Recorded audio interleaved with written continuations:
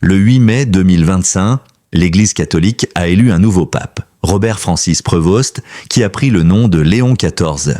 Originaire de Chicago, il devient ainsi le premier pape américain de l'histoire, marquant un tournant significatif dans l'universalité de l'Église.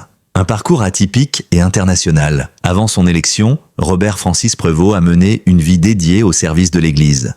Missionnaire au Pérou pendant plusieurs décennies, où il a acquis la nationalité péruvienne. Cyber-Cuba, supérieur général de l'ordre des Augustins de 2001 à 2013. Préfet du Dicaster pour les évêques depuis 2023, un poste clé dans la nomination des évêques à travers le monde. Son élection rapide, en seulement 4 tours de scrutin, a surpris de nombreux observateurs, d'autant plus que le cardinal italien Pietro Parolin était initialement favori. Cependant, Prevost a su rassembler les voix nécessaires pour atteindre la majorité requise.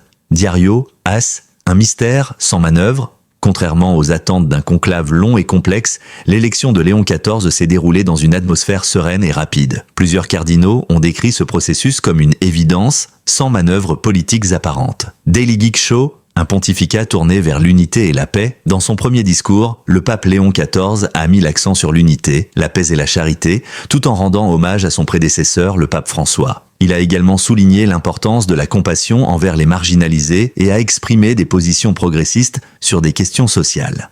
FT.com, un nom chargé de symboles, le choix du nom Léon XIV fait écho à Léon XIII, pape du XIXe siècle connu pour son engagement en faveur de la doctrine sociale de l'Église. Ce choix suggère une volonté de poursuivre une ligne de réforme et d'attention aux questions sociales.